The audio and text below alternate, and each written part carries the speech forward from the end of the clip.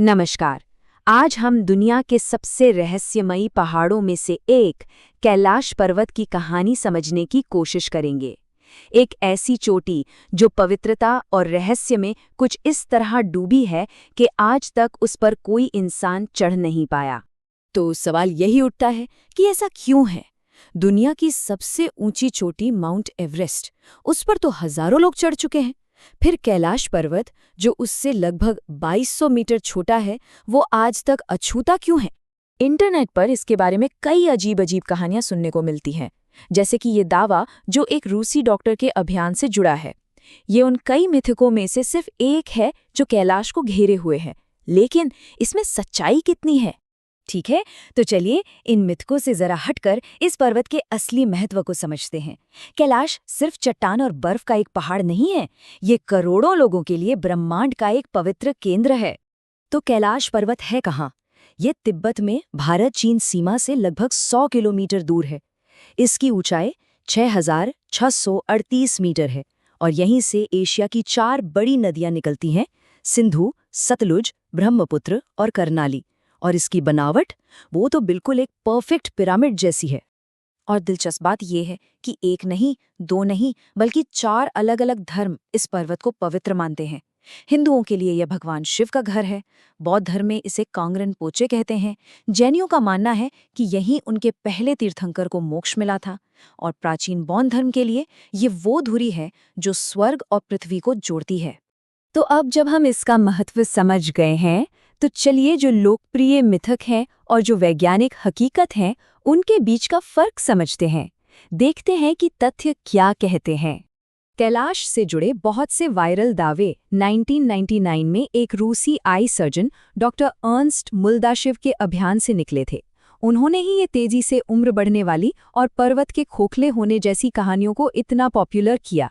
तो पहला मिथक, क्या कैलाश एक इंसान का बनाया हुआ पिरामिड है? हकीकत यह है कि इसकी जो पिरामिड जैसी शेप है, वो पूरी तरह से नेचुरल है। इसे हिमयुग के दौरान ग्लेशियरों ने तराशा है। हाँ, ये एक दुर्लभ जियोलॉजिकल फॉर्मेशन जरूर है, लेकिन ये आल्प्स के मैटरहॉर्न पर्वत जैसा ही है। दूसरा मिथक, चमत्कारी झीलें।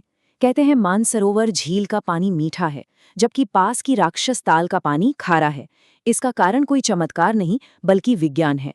देखिए, राक्षस ताल एक एंडोरिक झील है, मतलब उसका कोई आउटलेट नहीं है, तो सदियों से पानी भाप बनता रहा और नमक वहीं जमा होता गया। और फिर आता है वो सबसे मशहूर मिथक, क्या कैलाश एक टाइम मशीन है? ये जो दावा है ना कि कैलाश के पास वक्त तेजी से भागता है और बाल नाखून तेजी से बढ़ते हैं, ये सब शुद्ध रूप से सूडो साइंस है।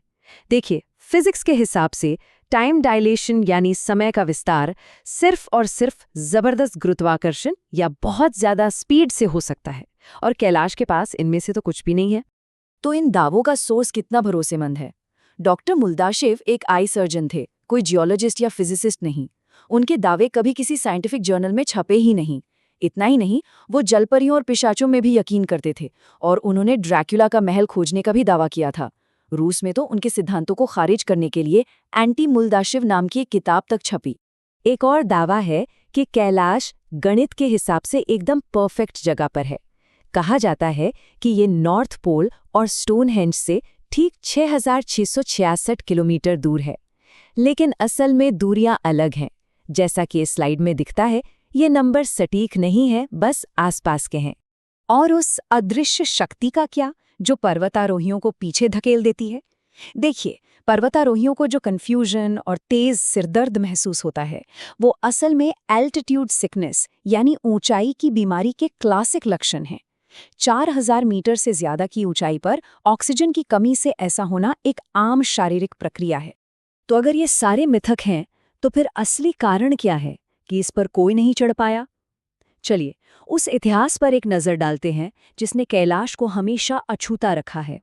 ये शब्द हैं दुनिया के महानतम पर्वतारोही रेनहोल्ड मेस्नर के।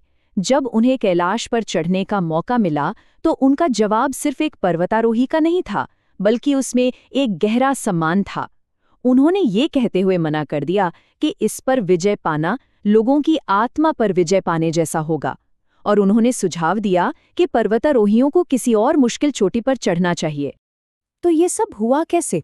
देखिए 1926 में इसे चढ़ाई के लिए बहुत ही ज्यादा कठिन माना गया। फिर 1985 में मेसनर ने सम्मान के साथ मना कर दिया। 2001 में जब एक स्पेनिश टीम को परमिशन मिली तो दुनिया भर में जबरदस्त विरोध प्रदर्शन हुए और इसी विरोध के चलते चीन सरकार ने 2001 में कैलाश पर चढ़ाई करने पर हमेशा के लिए बैन लगा दिया। तो कैलाश का असली चमत्कार किसी सूडो साइंस या अलौकिक शक्तियों में नहीं है, ये तो मानवीय मूल्यों और सम्मान की एक बहुत शक्तिशाली कहानी है।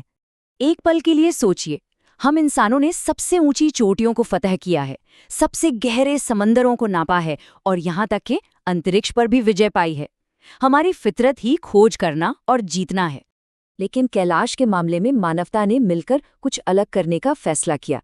कैलाश का असली आश्चर्य यही है कि हम सब इस बात पर सहमत हुए कि कुछ चीजें जीतने के लिए नहीं बल्कि सम्मान करने के लिए होती हैं। और ये हमें एक आखिरी सवाल के साथ छोड़ जाता है।